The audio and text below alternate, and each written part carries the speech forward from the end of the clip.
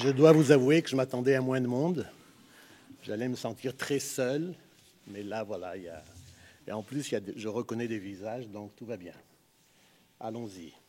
Alors, tout d'abord, je remercie Tigritude et ses organisatrices, qui sont mes amies, que je respecte beaucoup pour le travail qu'elles ont fait ici, parce que vraiment, il y a longtemps qu'on n'était pas exposé à cette richesse et à cette vitalité des cinémas africains, ce qui fait bien au cœur quand on a passé toute sa vie à essayer que le cinéma africain soit reconnu comme tout autre cinéma. Donc avoir des événements de ce genre, de telle profondeur et de telle réflexion, ça fait très bien au cœur. Je suis très content d'être ici. Je vous demande, et c'est mauvais de commencer en demandant des choses, mais j'aimerais que vous m'aidiez à applaudir Valérie, Diana et toute l'équipe qui a monté ça. C'est vraiment énorme.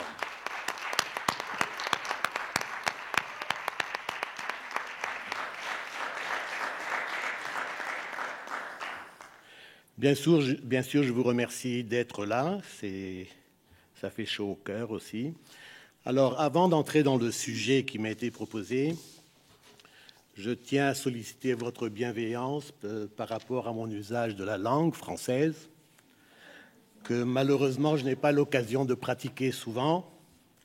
Donc, il y aura certainement des lusitanismes dans mon expression. Veuillez m'excuser. Alors, je tiens à préciser quelques aspects de mon intervention au début. La première chose, c'est que mon usage du terme lusophone n'est rien de plus qu'une étiquette de convenience pour cette conversation que nous allons avoir et ne représente en aucun cas un rapport particulier que j'essaierai d'établir avec une appartenance à un univers particulier déterminé par l'usage d'une langue, et dans ce cas, la langue de mon colonisateur. La deuxième chose que je tiens à dire en entrée de matière, c'est que les différents cinémas des pays africains de langue officielle portugaise, c'est-à-dire l'Angola, le Cap-Vert, la Guinée-Bissau, le Mozambique et São Tomé et Príncipe, sont parmi les moins étudiés au monde.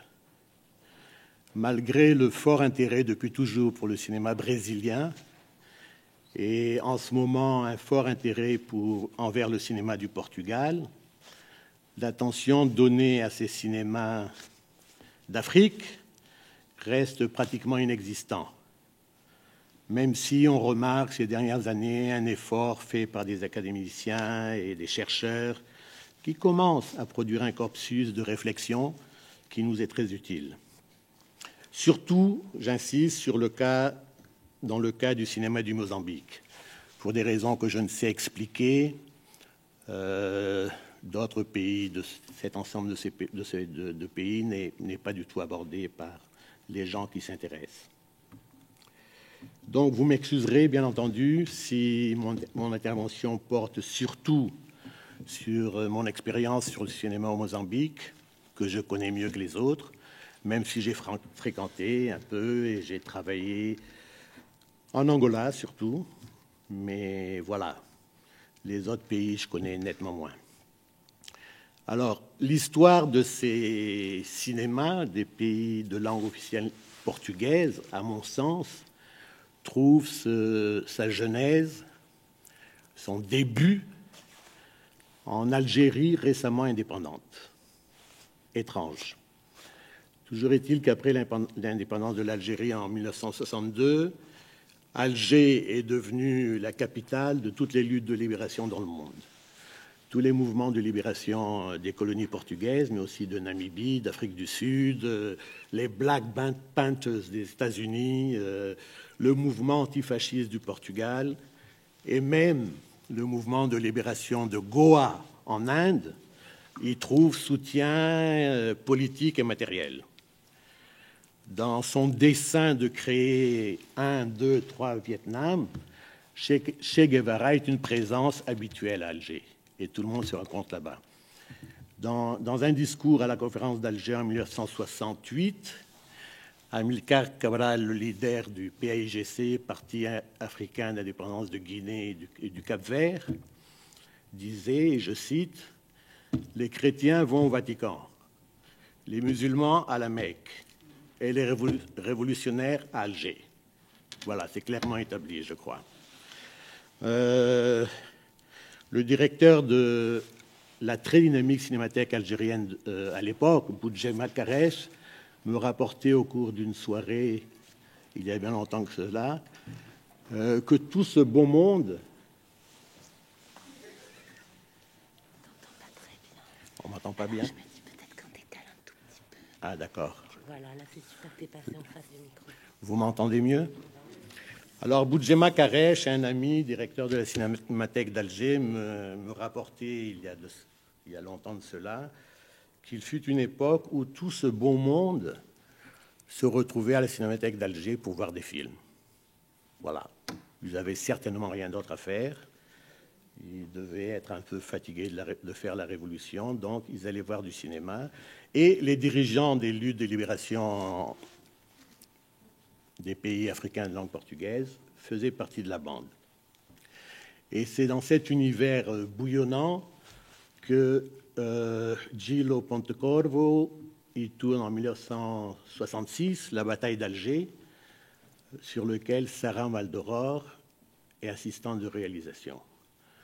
Nous reviendrons plus tard sur le rôle joué par cette réalisatrice française de Guadeloupe, qui sera la première, et ça il faut le souligner, à tourner dans les zones libérées de Guinée-Bissau et d'Angola, à une époque où ces luttes étaient pratiquement méconnues de tout le monde. En 1969, il y a un événement majeur, à mon sens, qui se passe, c'est le Festival panafricain d'Alger, parfois connu sous le diminutif du PANAF. Ce festival donne lieu à un film produit par l'ONSIC, qui est l'institution étatique du cinéma en Algérie, totalement inspiré de l'Icaïque cubain.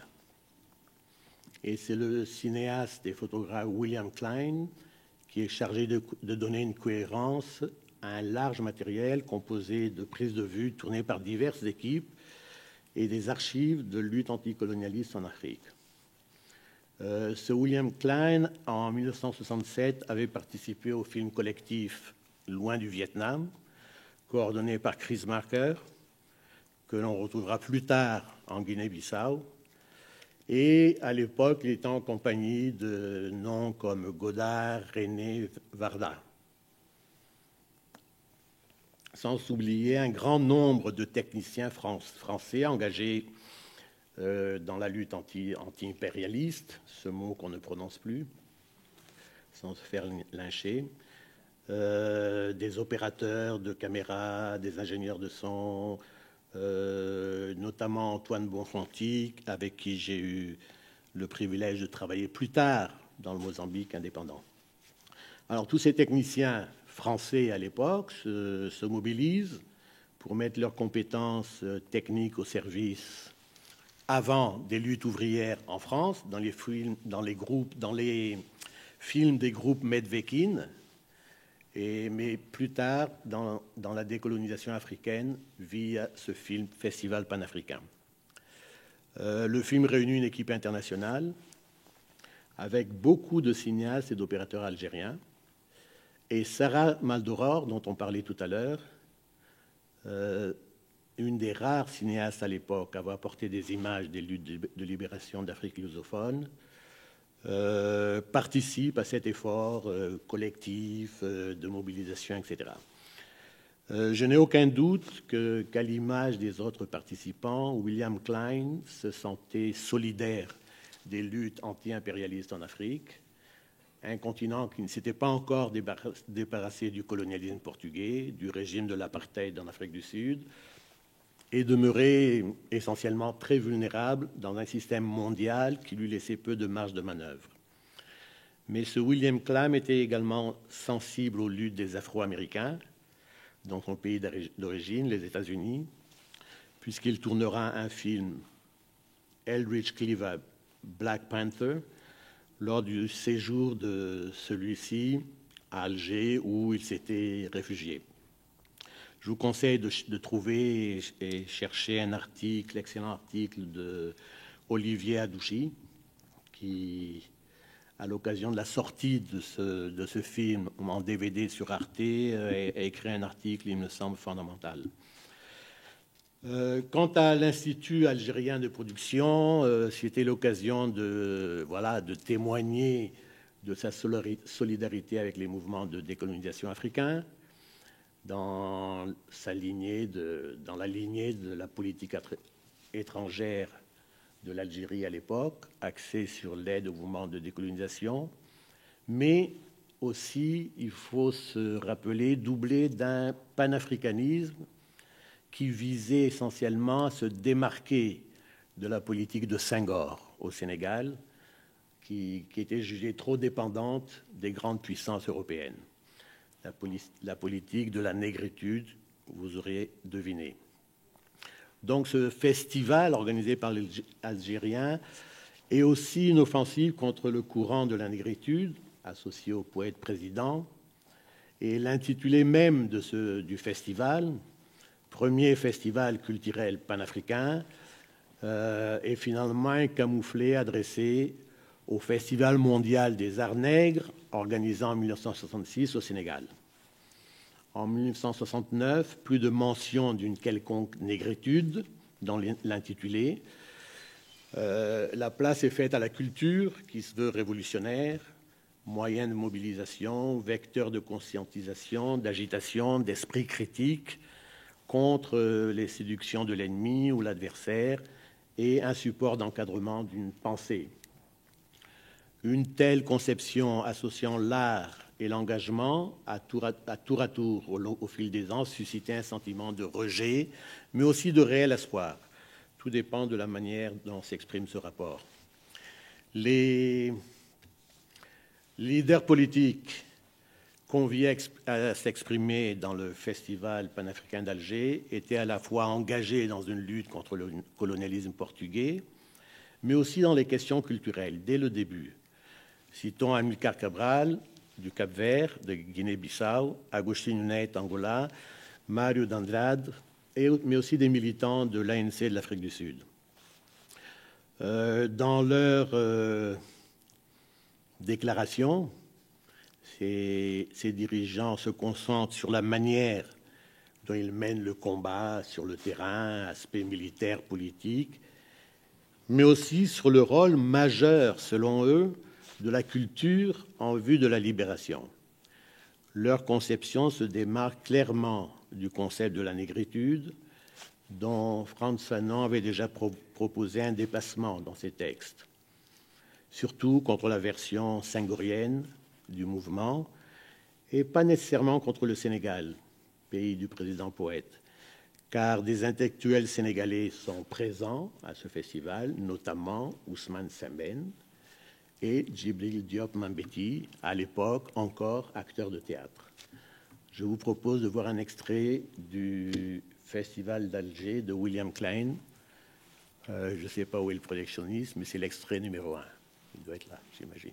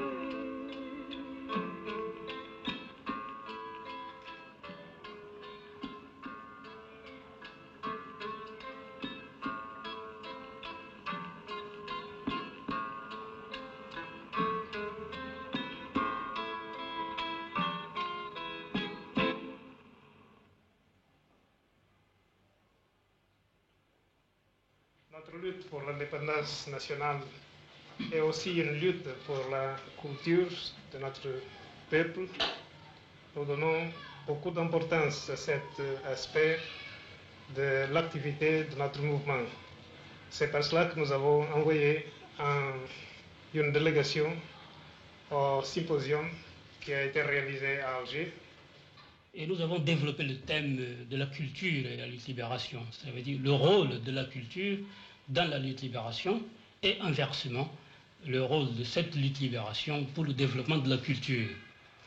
À notre sens, en tant que mouvement de libération en lutte armée, nous avons dit et nous avons affirmé et prouvé que la culture a été une arme de combat au moment de la prise de conscience politique, au moment du déclenchement du mouvement libérateur, mais qu'en fait, à l'heure actuelle, avec la dynamique de la lutte libération nationale, cette lutte est en elle-même un acte culturel, elle est le cadre matériel et permet les conditions idéales pour l'épanouissement de notre culture.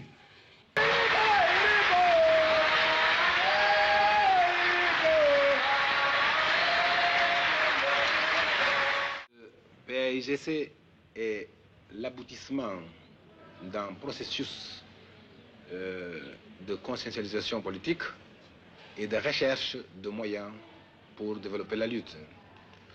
Nous avons commencé par des revendications très simples au niveau des centres urbains. Nous avons même essayé de faire une lutte légale à laquelle les Portugais ont répondu avec la répression. Nous avons compris qu'il fallait travailler dans la clandestinité. Et en septembre 1956, nous avons décidé de créer le PAIGC pour développer la lutte clandestinement contre le colonialisme portugais. Les bases, la plateforme politique du PAIGC, c'était et reste tous ceux qui veulent libérer notre peuple, la libération de notre peuple, peuvent rentrer à notre parti. Donc notre parti, c'est un mouvement de libération nationale dans l'étape présente de notre histoire.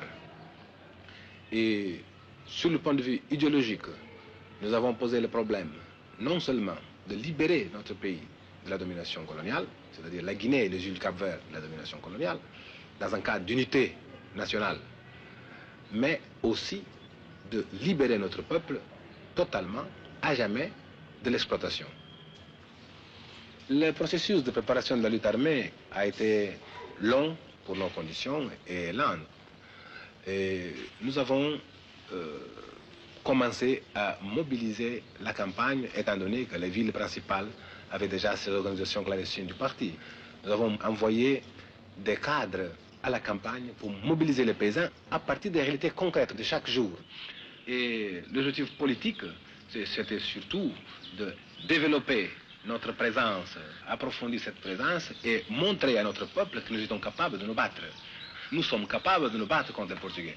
Alors, nous avons commencé avec la lutte armée et au fur et à mesure que la lutte armée s'est développée, il y a eu clairement une, comment dirais-je, inter-influence, n'est-ce pas, entre le politique et les militaires, n'est-ce pas. Nous faisons évidemment une grande économie de force, d'hommes surtout. Comme vous le savez, la richesse principale chez nous, c'est l'homme. Nous ne pouvons pas nous donner le luxe de grandes pertes, n'est-ce pas. Donc nous avons adopté toute notre tactique aux conditions concrètes de notre pays, où, comme vous le savez d'ailleurs, certains manuels de la guérilla ne peuvent pas être adaptés, parce que, nous, par exemple, nous n'avons pas de montagnes. Nous avons en outre adapté l'évolution de la lutte aux conditions culturelles de notre peuple même, et nous avons assimilé tout ce qui était assimilable de l'expérience des autres pour le développement de notre combat.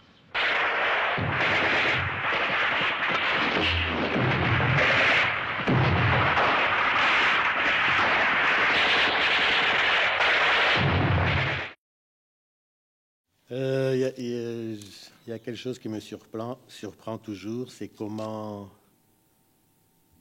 dans ces pays de langue officielle portugaise, la génération auquel j'appartiens, même si, voilà, Agostinho Neto, Amilcar Cabral et tout ça sont plus âgés que moi, c'est clair, c'est la façon dont le français, la langue française, a été contrôlé par ces gens.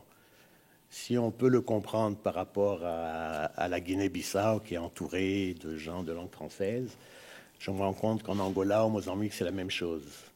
Et ça doit être un des aspects sur lesquels, je crois, ces gens se sont posés pour une alternative culturelle aussi, de ne pas dépendre totalement de la langue portugaise.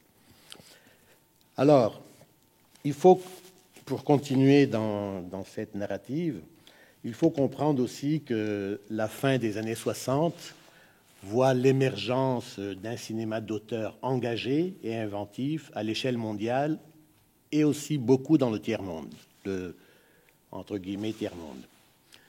Il y a bien sûr les grands cinéastes sénégalais Ousmane Sembène et Djibril Diop Mambéty, mais à la même époque, un groupe de cinéma brésilien réunis sous la bannière d'un cinéma novo, un nouveau cinéma. Je pense à des gens comme Rui Guerre, qui est mozambicain au départ, mais aussi Glauber Rocha, Joaquim Pedro de Andrade, Nelson Pereira dos Santos, développent une nouvelle façon de faire du cinéma au Brésil. Et à la même époque, le cinéma cubain commence à s'affirmer de façon très marquée, avec des films comme Lucia, La première charge à la machette et Mémoire du sous-développement. En plus, il y a quelque chose qui se passe dans ce domaine, c'est les documentaires de Santiago Alvarez.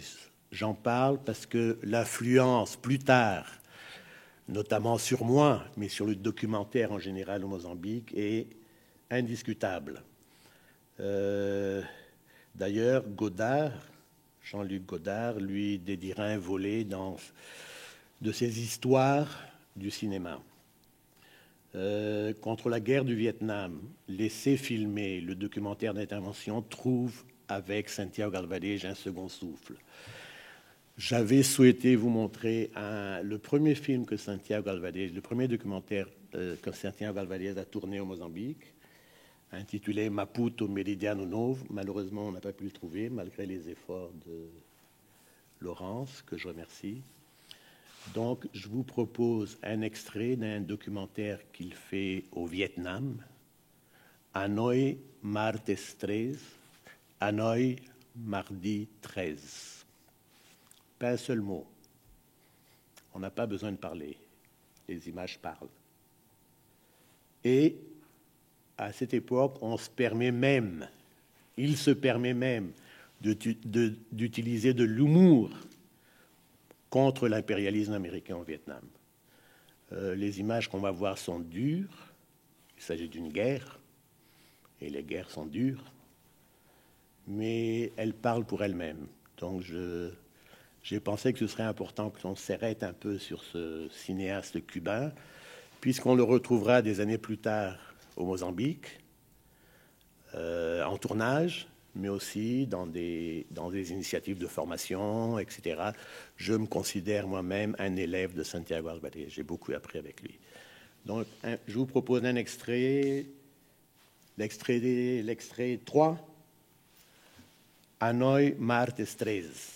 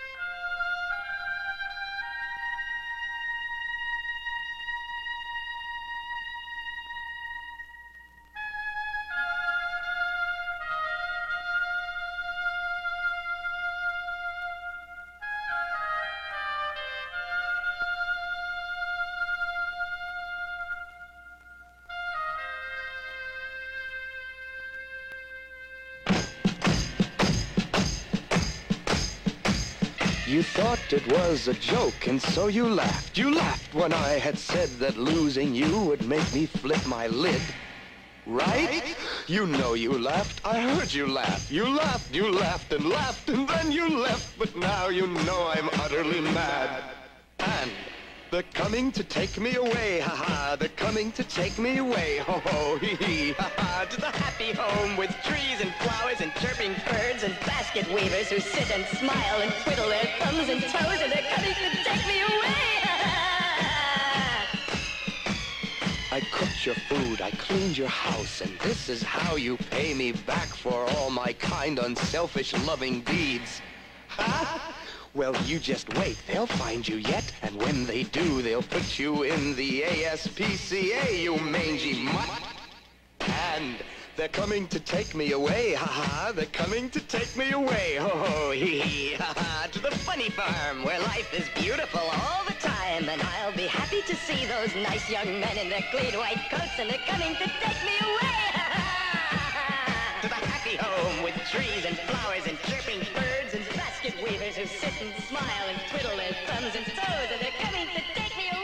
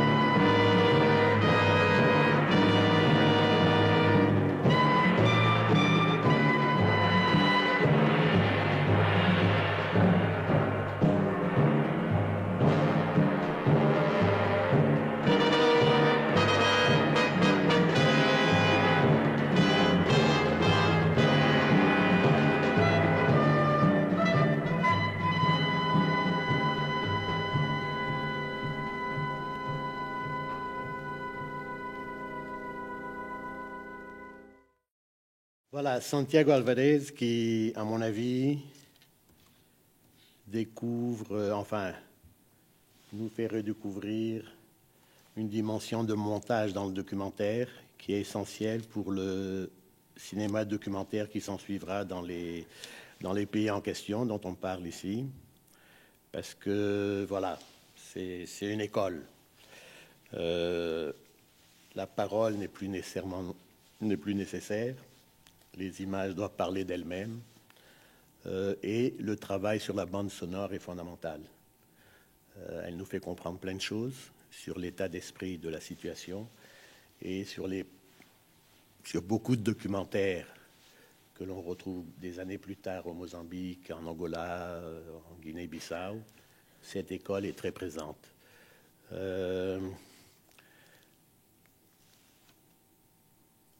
Il se trouve que immédiatement après le Festival panafricain d'Alger, le PIGC envoie des étudiants à La Havane, à l'ICAIC, en formation. Avant l'indépendance, les dirigeants ont compris l'importance du cinéma dans leur lutte et ils investissent.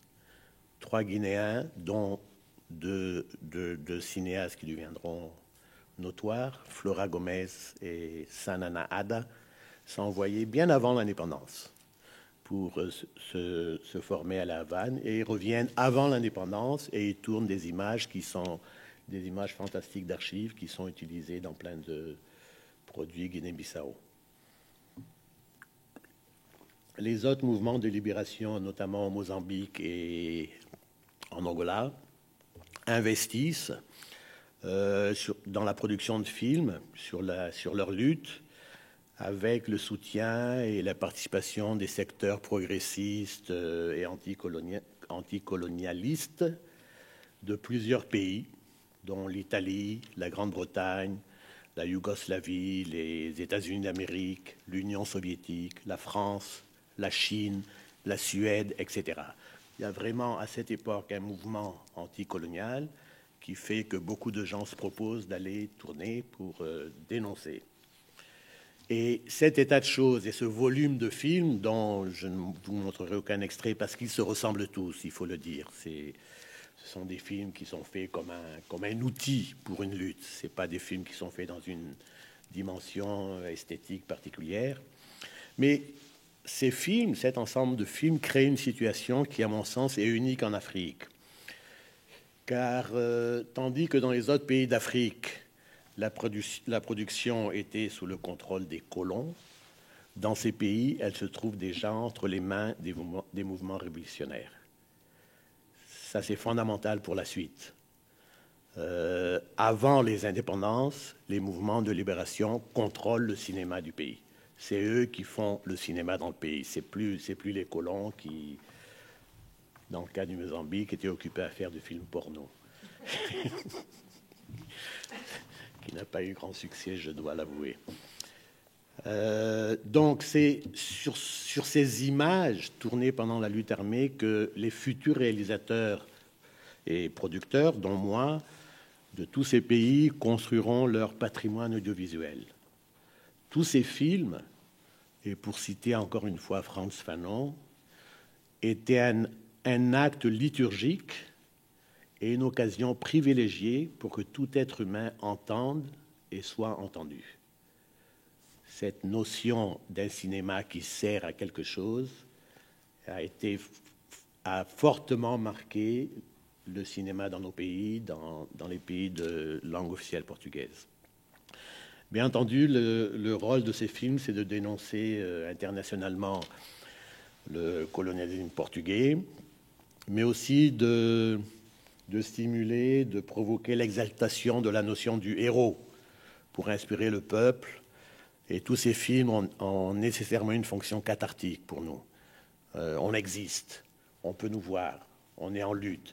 Et comme dit Amilcar Cabral, on sait qu'on peut lutter contre les Portugais et on sait qu'on va gagner. Donc c'est un truc qui joue un rôle très important, même avant les indépendances. Alors, dans cet ensemble de films, un très bon exemple est le film de Sarah Maldoror, dont j'ai déjà parlé, Sambizanga. Sarah Maldoror, réalisatrice française originaire de Guadeloupe, s'est très vite à Alger impliquée dans les mouvements de libération. Son mari a été le premier président du MPLA d'Angola. La bataille d'Alger, festival panafricain, et elle réalise ses films aussi, dont Des fusils pour Banta et Monangambe, respectivement en Guinée-Bissau et Angola. Mais voilà, c'est une cinéaste engagée qui, en 1972, réalise Sambizanga, qui remportera le Tanit d'or au Festival de Carthage. C'est quelque chose quand même, déjà à l'époque. Alors, le scénario de ce film est une adaptation du roman A Verdadeira Vida de Domingo Xavier, de l'écrivain Luandino Vieira, lui-même à l'époque emprisonné au Cap-Vert par la police politique portugaise, et qui deviendra le futur directeur du cinéma en Angola.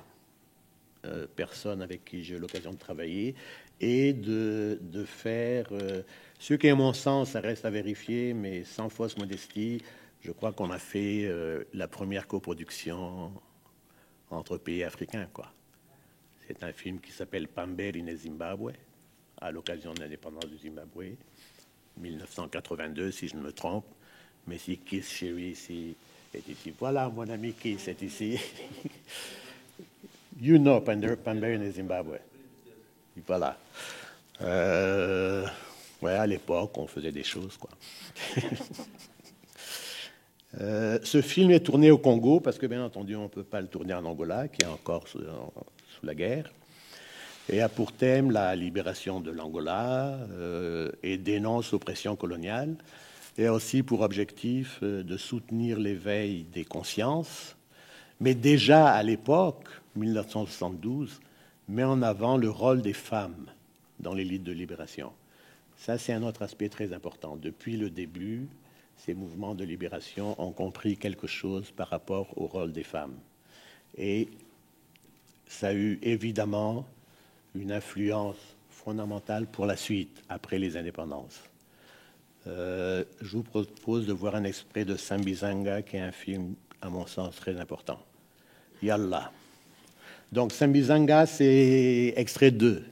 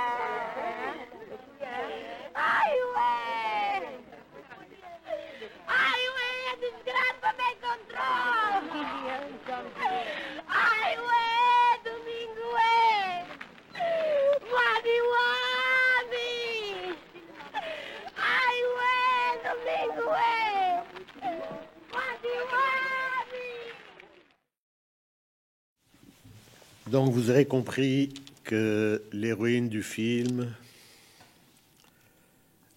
a découvert que son mari, Domingo Xavier, a été tué dans la prison politique par les Portugais.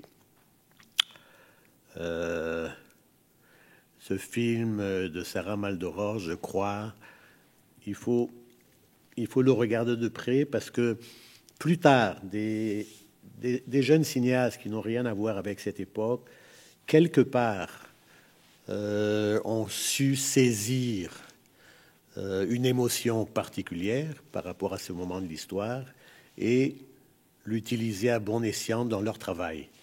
Ça veut dire quelque chose, à mon sens. Ça veut dire que les cinéastes ont été imprégnés d'une vérité, quelque chose d'émotionnellement fort qui les a marqués. Alors, nous en arrivons aux indépendances, et après les indépendances, et malgré des moyens relativement limités, une production locale se développe, et au fil du temps, des dynamiques se mettent en place qui, à l'époque, on est dans les années 70, et dans le contexte africain, sont indiscutablement d'avant-garde.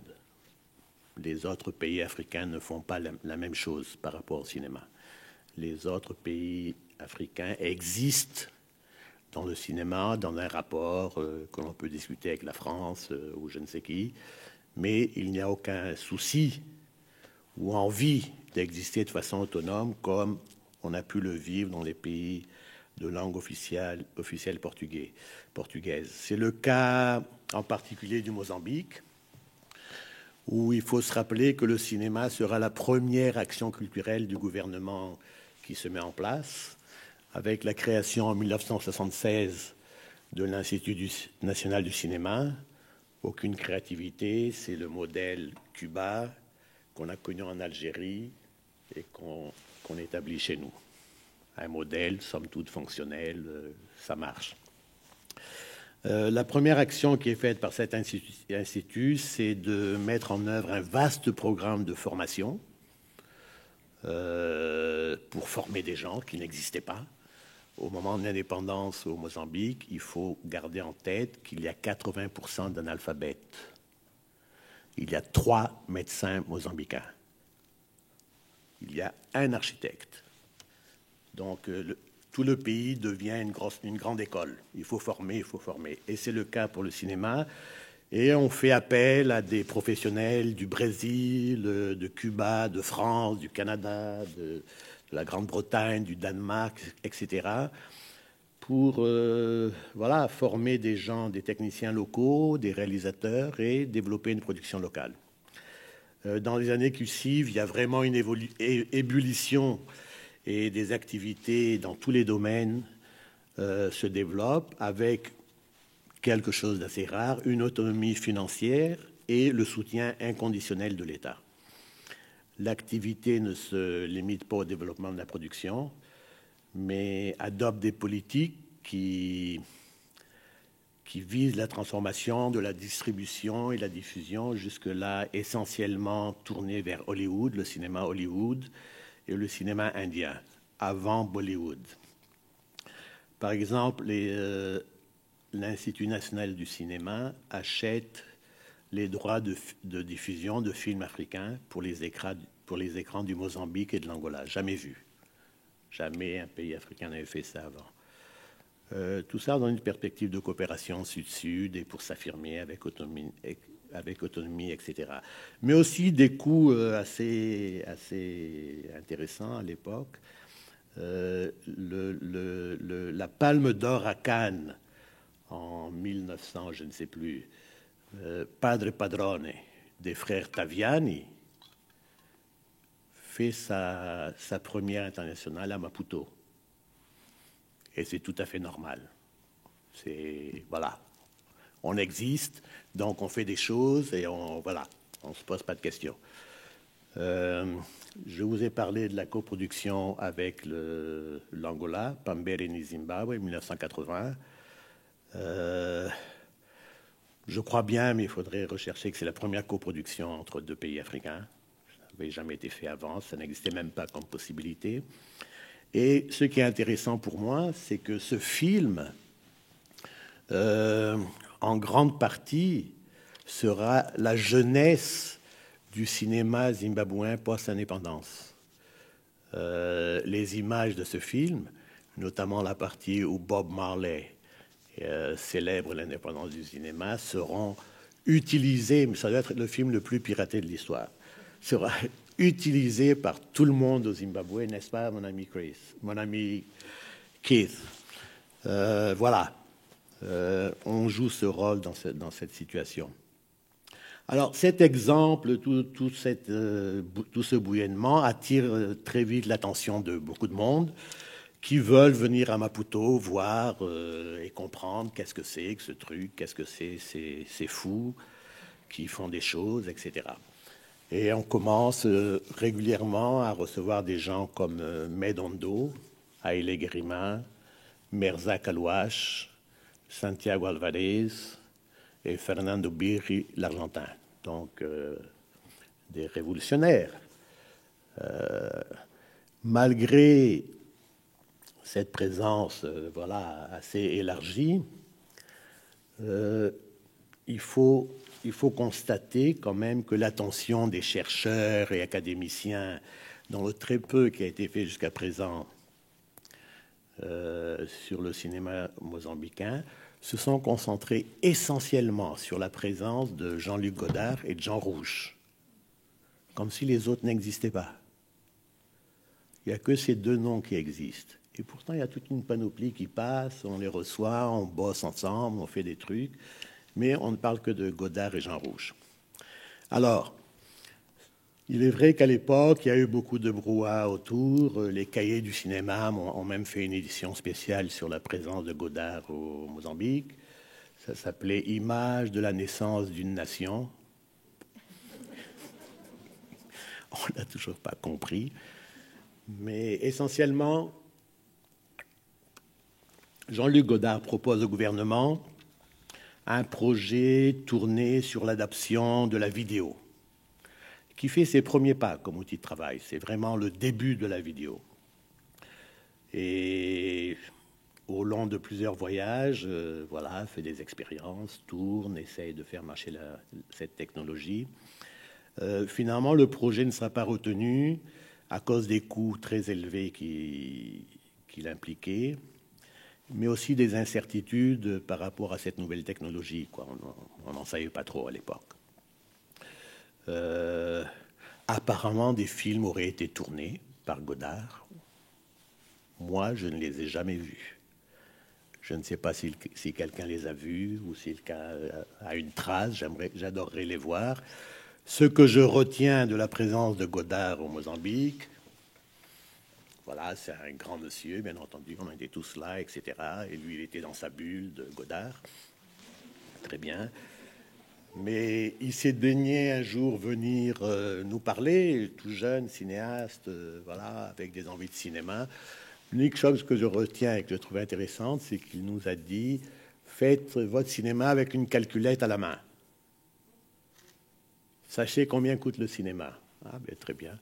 À l'époque, on n'avait aucune préoccupation par rapport à ça parce que l'argent venait sans qu'on pose de questions. Le gouvernement était intéressé. Et voilà, c'est l'unique chose que moi je retiens. Les films, je ne les ai jamais vus, mais il me semblerait que la personne dont j'ai parlé tout à l'heure, Olivier Adouchi, journaliste franco-libanais, etc., aurait des pistes ou quoi que ce soit. On poursuit, on va essayer de savoir. Alors, l'autre grand personnage dont on parle beaucoup, c'est Jean Rouch, qui débarque dans le cadre d'un projet avec les services de la coopération française, visant à former des cinéastes qui tourneraient en Super 8 et développeraient le matériel tourné dans des labos portables. C'est-à-dire on tourne le matin, on développe, on monte l'après-midi, on monte le soir. C'était assez excitant comme propos, mais la technologie expérimentale s'avère totalement inadaptée, surtout dans le contexte africain, la poussière, le ceci, le cela, ça ne marche pas. Donc, on laisse tomber. Et face à ces poids lourds du cinéma mondial, l'Institut national du cinéma, avec le concours important de Rui Guerre, qui est mozambicain malgré son parcours brésilien, continue de travailler dans le sens d'un développement d'un cinéma ancré dans une nécessité d'affirmation culturelle. Bien entendu, la production de ces années est un outil de propagande du parti au pouvoir, il ne faut pas le nier, mais c'est aussi un outil d'éducation et de développement économique et social des Mozambicains. Et jusqu'à présent, c'est très intéressant, les gens de cette époque se rappellent d'un produit qui était fait toutes les semaines, Kushakanem, Et il y a des régions au Mozambique où la notion de cinéma même est associée au nom Kuchakanema. Ça a tellement marqué l'esprit des gens qui n'avaient jamais eu accès au cinéma de se voir sur un écran que jusqu'à aujourd'hui, le cinéma est conçu et souvent référé comme étant Kuchakanema. Alors je crois que, passé toutes ces années, on doit se poser les questions.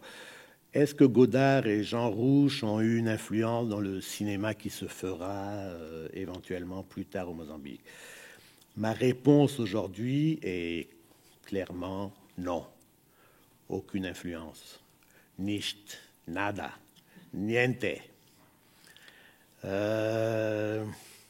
Jean Rouch, dans son esprit quand même sympathique et très chaleureux, s'intéressera à nous le jour où débarque la caméra Harry 16 SR. Il se trouve que, à l'époque, le Mozambique est le premier pays au monde à s'acheter une Harry 16 SR. Parce qu'on avait les moyens, parce qu'on était fous, et parce que le gouvernement nous laissait faire, et parce qu'on se disait, tant qu'à faire, soyons à la page, quoi. Quand la caméra a débarqué, Jean Rouch a été très intéressé par nous. Il est venu vers nous et finalement, on a fait un film avec lui qu'il a dirigé où des techniciens mozambicains étaient stagiaires. Le film s'appelle Makwayel.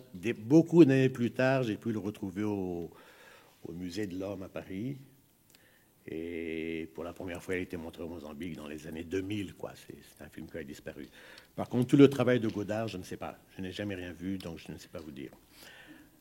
Face à ça, voilà, il y a des gens comme Medondo qui vient plusieurs fois au Mozambique travailler sur un scénario qui malheureusement ne se fera pas. Santiago Alvarez fera 3 documentaires au Mozambique avec des stagiaires et organisera des formations spécifiques pour plein de choses. Et Ale Guerima vient au Mozambique parce qu'il veut connaître le pays qui a acheté son film, quoi. Le pays africain qui a acheté son film. Je me rappelle, c'est moi qui l'ai acheté. À l'époque, $1000. C'était de l'argent à l'époque, $1000. C'est plus comme maintenant. Et il voulait comprendre, voilà, pourquoi un pays africain achète son film éthiopien. Donc, on organise une projection de Harvest 3000 Years, 3000 personnes en plein air. Et je vois Haile Gerima pleurer, quoi. Jamais il avait imaginé ça. En 1982, il organise une tournée aux États-Unis, j'en fais partie, où voilà, on projette des films, on rencontre des gens et on fait une levée de fonds pour équiper notre laboratoire, puisque l'objectif, c'est d'être autonome, du moins en noir et blanc, être totalement autonome, pouvoir tourner et développer, et monter, etc., totalement en Mozambique. La levée de fonds se passe très bien, puisqu'il fait un travail en amont extraordinaire avec les milieux afro-américains, et on reçoit des chèques. Et j'aurais dû prendre l'argent et partir, mais bon, je ne l'ai pas fait. Toujours est-il qu'on arrive à équiper le laboratoire de l'Institut national du cinéma. C'est un laboratoire qu'on avait hérité en grande partie d'une infrastructure coloniale, mais qui était en mauvaise posture, quoi. Donc, il fallait le refaire. Et de cette façon, on a réussi à trouver les fonds nécessaires pour s'équiper de façon moderne, etc. Et c'est ainsi que le premier long métrage totalement produit au Mozambique et réalisé par Rui Guerre, Moeda Memoria y Massacre, est tourné au début des années 80 et totalement traité au Mozambique. Je vous propose de voir un extrait de ce film. Je me rends compte maintenant que j'ai choisi le mauvais extrait. C'est pas l'extrait le plus intéressant, mais je le montre quand même parce que ça marque quelque chose. Un pays africain récemment indépendant, 7 ans plus tard, 6 ans plus tard, un film totalement produit, réalisé, techniquement, tout réglé au Mozambique. voilà, c'était ça un peu l'objectif qu'on se menait. Donc, Moued, Mémoire et Massacre de Ruiger 4, Noémie. Je sais votre nom maintenant. Origem do povo moçambicano. Origem do povo moçambicano. Quando os portugueses chegaram em Moçambique, no ano de 1498, encontraram um chefe árabe de nome Musa Albi. Na ilha de Moçambique. Bantu é o nome de grandes grupos e línguas que falamos. Primeiro habitantes da África Austral, incluindo os moçambicanos, foram os coisas, povo de pequena estatura, no mar. Depois dos coisas,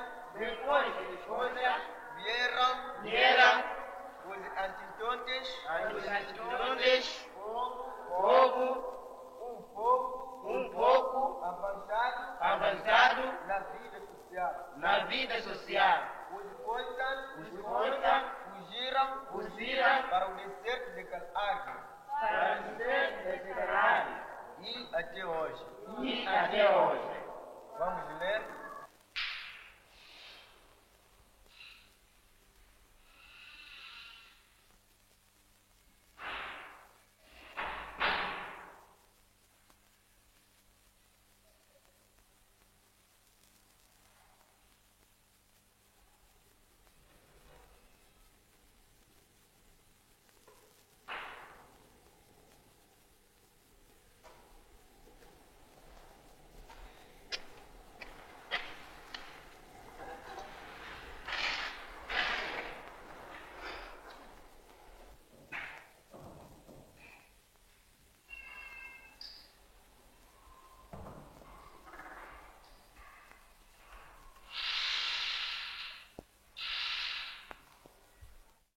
Donc, Moued à Mémoire et Massacre, qui d'ailleurs est passé ici, à Tigritude, est un film important pour nous à plein de niveaux. D'abord, c'est Rui Guerra, notre référence, voilà, un grand nom du cinéma qui se trouve être mozambicain et qui se propose venir nous aider à créer un cinéma national.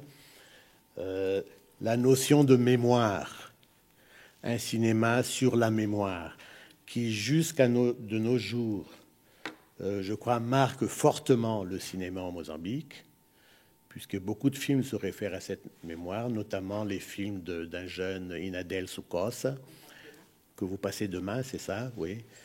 La notion de la mémoire est quelque chose, pour moi, ça commence à devenir troublant, parce que j'ai l'impression que les cinéastes se réfugient dans la mémoire et ont peut-être plus de problèmes à gérer le réel, quoi, vécu maintenant, contemporain, etc. Je ne sais pas très bien expliquer, mais ce film est important.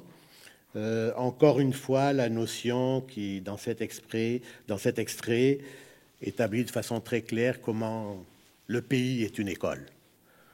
Ici, c'est le son qu'on entend, c'est une école, quoi. Les enfants répètent après le prof, etc. En même temps, en Angola, des cinéastes dont Mena Branch, Antonio Hall, Rui Duarte marquent les premiers pas du cinéma dans ce pays, malheureusement très vite interrompus par la guerre que l'Angola a subie immédiatement après son indépendance, ce qui aussi, voilà, ira affecter le cinéma en Mozambique plus tard. Malgré un contexte difficile et de guerre civile, de conflits permanents. En fait, le Mozambique est un pays qui n'a été en paix que 8 mois après son indépendance. Depuis, ça ne s'est jamais arrêté. guerre civile soutenue par l'apartheid, totalement gérée par l'apartheid de l'Afrique du Sud.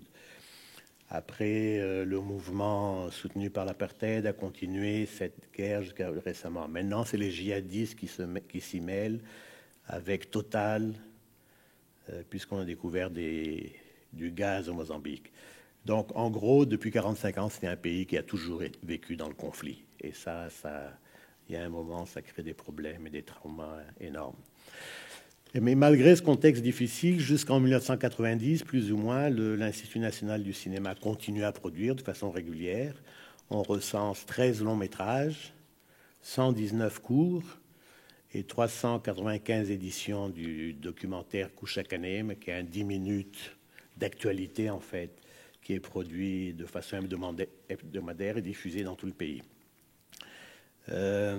Cette production s'impose surtout comme une école d'un cinéma considéré une arme culturelle où toute une génération y est passée, quoi. C'est là-bas qu'on a appris à faire du cinéma, avec quelques exceptions, des gens qui ont été envoyés dans des pays à l'étranger pour apprendre des choses, à Cuba, en Suède, en France, et qui sont revenus pour faire leur cinéma.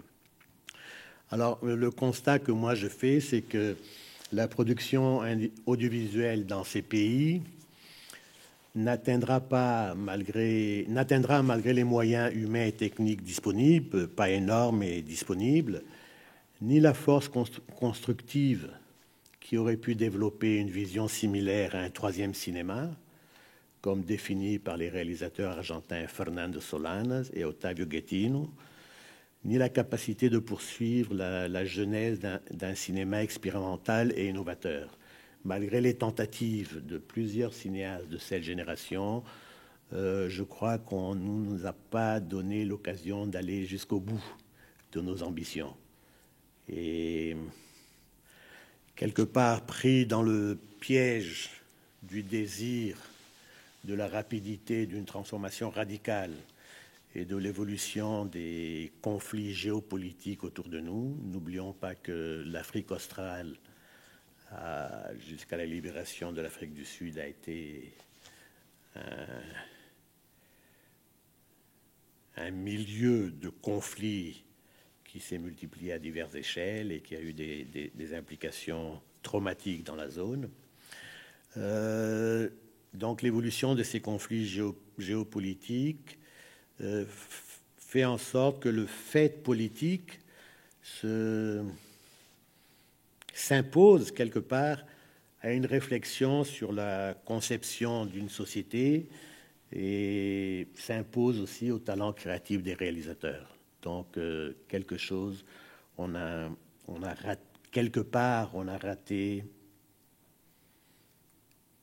un cheminement qui aurait pu nous mener plus loin. L'occasion ne nous a pas été donnée, malgré l'espoir qu'au début, tout savait, tout l'intérêt qu'on aurait pu créer autour de nous. Par la suite, voilà, les politiques, l'adoption des politiques d'ajustement structurel imposées par la Banque mondiale, le Fonds monétaire international, etc., signifie tout simplement la fin du soutien public au cinéma. Les politiques de cet ajustement structurel définissent noir sur blanc que la culture est une priorité négative. Je me pose souvent la question, comment une priorité peut être négative, mais voilà. La réalité qu'à partir d'un moment, voilà, la culture, le cinéma, ça n'existe plus dans l'esprit des dirigeants du pays qui sont trop occupés à gérer leurs affaires de corruption, etc. Mais, comme dans beaucoup d'autres pays africains, ce qui est quand même triste, après tant d'espoir, on s'en retrouvait là, comme tout le monde, comme le reste de l'Afrique, c'est pas très honorable. Mais il y a des exceptions, il y a des gens qui essayent, qui font dans les contradictions des divers systèmes d'aide à la production, etc. Beaucoup sont encore de la première génération, mais on assiste à une relève quelque part qui est spontanée, organique, avec des jeunes qui commencent à exister, à faire leurs films, qui ne sont pas pris dans aucun étau politique ou idéologique, et qui essayent de faire ce qu'ils ont envie de faire, etc. Juste pour citer quelques noms, Mozambique, je retiens les noms d'Inadel Sokos, je vous ai montré un film de lui, je crois, ici. Mickey Fonseca, Yara Costa. En Angola, les cinéastes autour du collectif Geração 80 sont, je crois, des gens à suivre de près parce qu'il y a une vraie créativité, il y a un vrai désir de raconter d'une façon très originale, très inventive, qui est à eux. Ils ne sont allés la chercher nulle part ailleurs. Voilà, il y a de l'espoir, il me semble, dans le futur de ces jeunes qui reprennent quelque part le flambeau pour un cinéma qui est un cinéma d'expression culturelle authentique. Et voilà, qui ne joue pas nécessairement avec les contradictions des divers systèmes, parce qu'ils sont en dehors du système. On ne choisit pas son colonisateur. Malheureusement, nous, on a eu les Portugais, et voilà, quoi, ça correspond à des politiques de soutien qui sont très réduites. J'aurais souhaité, avant de terminer mon propos, et bien entendu, je suis à votre disposition pour une discussion, des questions, des commentaires. J'aurais souhaité vous montrer quand même un extrait d'un film que je trouve remarquable par le Guinéen, en français, je crois qu'on dit le Bissau guinéen. Ouais. Flora Gomez, Morto Nega, produit en 1989, je crois. Hein, par là, oui. Qui, à mon sens, et je fais la boucle, c'est le film produit dans ces pays où je ressens l'influence de Sarah Maldoror. Et voilà, toute cette intervention, pour moi, toute cette discussion, c'est finalement un hommage à Sarah. Elle n'a pas été reconnue en vie, malheureusement. Elle est venue au Mozambique, invitée par moi, dans les années 2000. J'ai organisé une rencontre avec un grand monsieur de la lutte de libération, Marcelino dos Santos, mais ils se sont mis d'accord qu'ils ne parleraient pas des années d'Alger devant moi.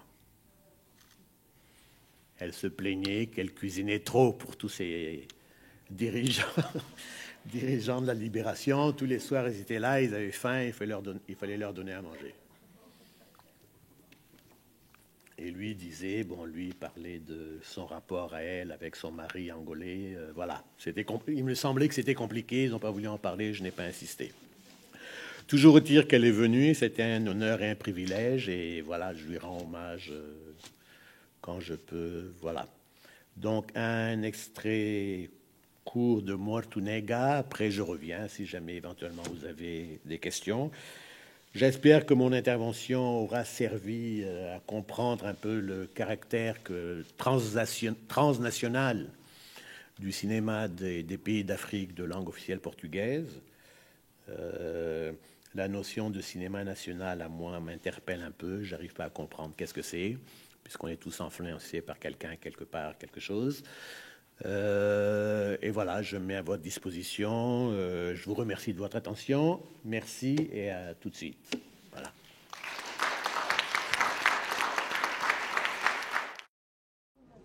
Ikan? 12 pesmi. Be, ay karu de. Nta paganan pasaje pan babu skala na bisa. Abotango suna mata jintis de. É azeite para nós compartilhar ele junto. Ne bidel. La kunto cha de kunya kunya filhos. Gosi tudo ku sakar. Bendin ya suka. Itenke ku kakaru gosi na bisa.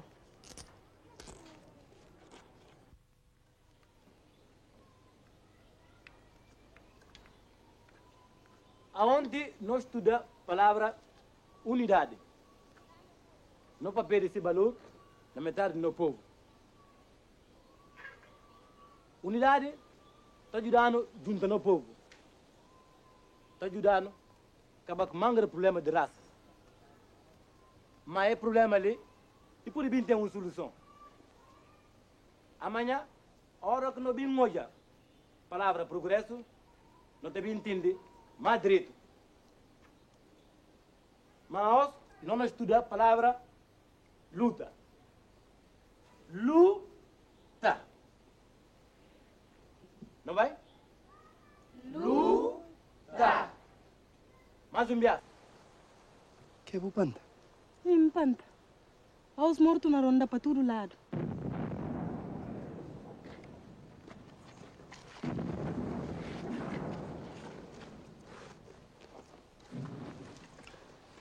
Que eu faço que você não vai ser tão bem? Esse caule é perigo demais. Ele nunca junda tio também. Bebê cansa. Cansa nós tudo não cansa. Mas é preciso para não pegar teso. Para ver não seja quase na fia. Bufia. Fia demais. Eles duas mais cansa do que nós. Se soldados gostam de mais guerra. Parança Deus.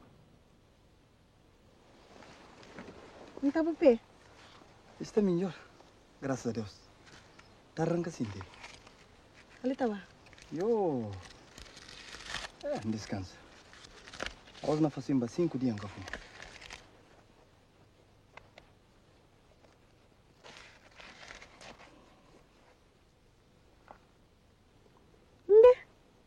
Nunca vergonho, camarada.